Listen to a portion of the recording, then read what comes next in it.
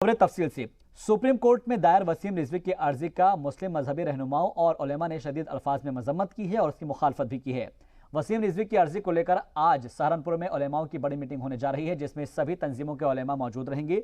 जमीयत दावतुल मुस्लिमीन के सरबराह कारी इसहाक गोरा की सदारत में मीटिंग होगी। वसीम रिजवी की अर्जी पर इत्तेहाद उलेमा के नायब सदर असद कासमी ने कहा है कि वसीम रिजवी का दिमागी तवाजुन ठीक नहीं है।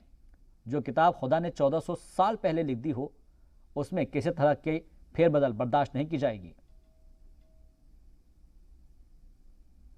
हम जिला मजिस्ट्रेट से भी मिलेंगे, कप्तान से मिलेंगे और इसके खिलाफ कानूनी कार्रवाई के लिए कदम उठाने की मांग करेंगे, क्योंकि ऐसे शख्स पर जिस पर गबन के तरह तरह के इल्जामात हों और वो इस तरह की काम करने के बाद अपने आप को बरी होना दिखाना चाह रहा है। मैं वसीम रिजवी पर हजार नहीं, लाखों नहीं, करोड़ों लानत भेजता हूं। मैं नहीं, तमाम मुसलमान उस पर लानत भेजते हैं। इज्जत से तौबा करनी चाहिए और अपने इन हरकत से बाज आना चाहिए और अल्लाह से तौबा करके और अपने गुनाहों की माफ़ी मांगे तो मैं अल्लाह बड़ा मेहरबान है, करीम है, वो माफ़ फरमा देंगे। और साथ साथ में अगर वो इन चीज़ों को नहीं करते तो मैं एक मशवरा और उनको ये दूँगा कि वो आगरा जाएं या शादरा जाएं, अपने दिमाग का ज़रूर इलाज कराएं, ताकि जो है इस तरीके की खुराफात ना करें और मुल्क के तमाम ही लोगों को मुंतशिर करने का काम ना करें। मुक़द्दस शख्सियात की शान में गुस्ताखी करना अजीम गुस्ताखी है। इस हद तक उन पे कानूनी कार्रवाई भी हो सकती है और वो अदालतें जो जहां उन्होंने रिट दाखिल की है वो उसके फाजिल जज और बेंच ज़्यादा समझदार है, उसे फैसला लेने में देर नहीं होनी चाहिए कि कूड़ेदान में ऐसी चीज़ों को करें और जिससे माहौल में इंतशार पैदा होता हो, ऐसे लोग सज़ा के लायक हैं। और इस खबर पर मजीद अपडेट के साथ जी मीडिया नुमाइंदो ओवैस अली हमारे साथ देवबंद से जुड़ रहे हैं। रुक करते हैं ओवैस का। ओवैस, जिस तरीके से वसीम रिजवी का बयान और उसके बाद अर्जी दाखिल की गई है अदालत उज़्मा में, तमाम उलेमाओं ने इसके ऊपर गम और गुस्से का इजहार किया है और कहा है कि ये दिमागी तवाजुन बिगड़ चुका है और इसीलिए वसीम रिजवी इस तरह की बातें कर रहे हैं। आपसे समझना चाहेंगे कि उलेमाओं की जानिब से क्या कुछ ऐलान किया गया है और जो मीटिंग बुलाई गई है वो कितने बजे शुरू होगी? जी बिल्कुल शादाब, आपको बता दें कि आज तमाम जो उलेमा है वो सहारनपुर के अंदर में मीटिंग करने वाले हो रहे हैं। मौलाना कारी इसहाक गोरा जो हैं, जो जमीयत दावतुल मुस्लिमीन के अध्यक्ष हैं, आज उनके आवास पर मीटिंग होगी। लगभग 2 बजे के करीब ये इस मीटिंग का होना तय माना जा रहा है, जिसके अंदर में तमाम उत्तराखंड, उत्तर प्रदेश और उत्तर प्रदेश के मुजफ्फरनगर, सहारनपुर, मेरठ, बागपत, बड़ौद के जितने भी बड़े उलेमा हैं वो सभी उस मीटिंग में शरीक होंगे और जिलाधिकारी एसएसपी से मिलेंगे और उसके खिलाफ वसीम रिजवी के खास तौर पर सख्त से सख्त कानूनी कार्रवाई की मांग करेंगे। हालांकि लंबे समय से वसीम रिजवी आए दिन उल्टे सीधे बयान देते रहते हैं, जिससे तमाम जो मौलाना हैं वो वसीम रिजवी से नाराज रहते हैं और उनकी कड़ा विरोध भी करते रहते हैं। लेकिन इस बार वसीम रिजवी ने जो एक याचिका दायर की है उसको लेकर के तमाम उलेमा जो है वो अब एक खिलाफत के उस प्लेटफॉर्म पर आ खड़े हो गए कि वसीम रिजवी के खिलाफ सीधा कानूनी कार्रवाई के लिए मांग की जा रही है। साफ तौर पर मौलाना का कहना है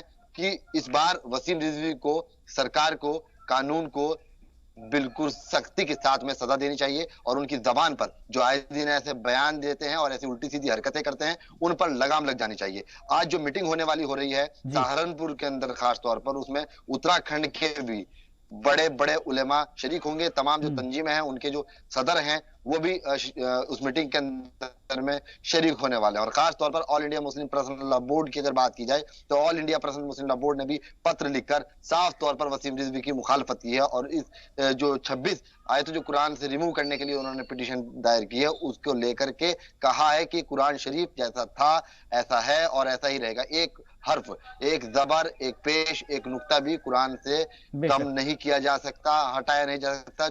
जो किताब खुदा ने 1400 साल पहले नाजिल कर दी वो किताब बेनजीर किताब है, बेअफरीज किताब है। वो किताब जैसी थी ऐसी है और ऐसी रहेगी। उलेमाओं का साफ तौर पर यह कहना है कि अब वसीम रिजवी के खिलाफ कार्रवाई होनी चाहिए। लखनऊ की अगर बात की जाए तो लखनऊ के अंदर भी तमाम जो उलेमा है, खास तौर पर गुरुजी, वो भी अब 14 तारीख को एक बड़ा एहतजाज करने जा रहे हैं, जलसा करने जा रहे हैं, जिसको लेकर के भी तमाम उलेमाओं ने अपील की है कि ज्यादा से ज्यादा जलसे में शामिल हो और वसीम रिजवी के खिलाफ सरकार से, प्रशासन से मांग की जाए कि उसको सख्त से सख्त सजा मिले।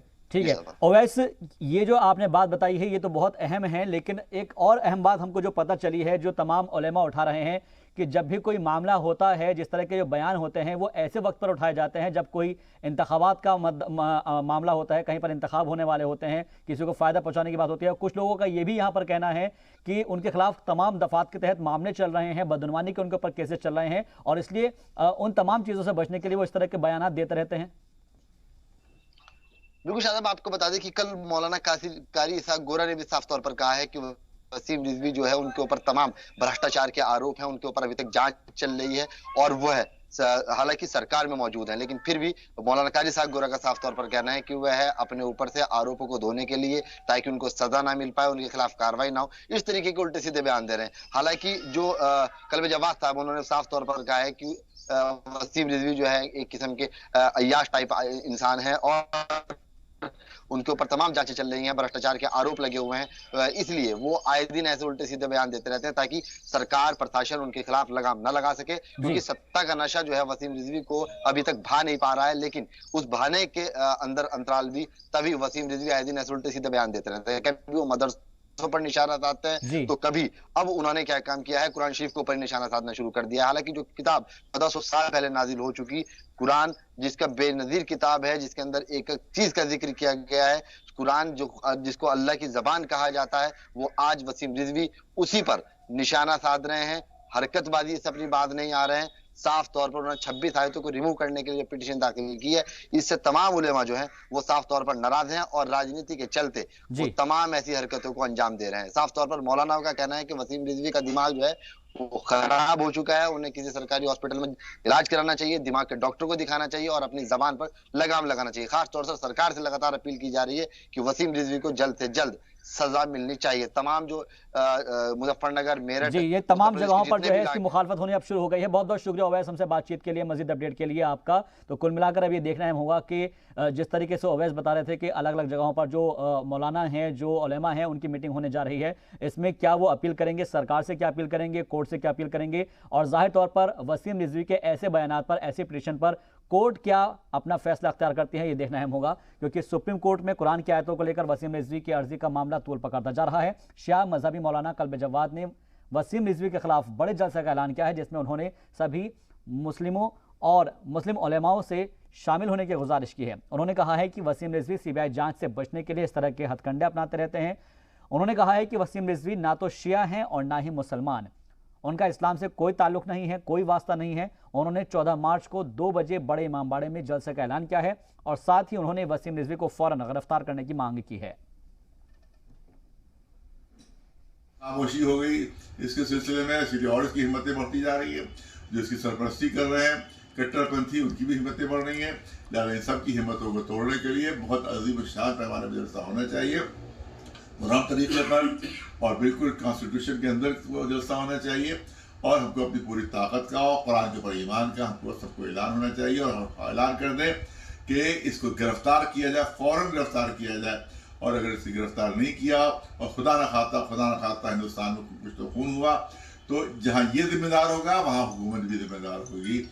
लिहाजा हमारी गुजारिश है फ़ौरन इसको गिरफ्तार करके इसको जेल के अंदर भेजा जाए ताकि इसकी ज़बान बंद हो सके।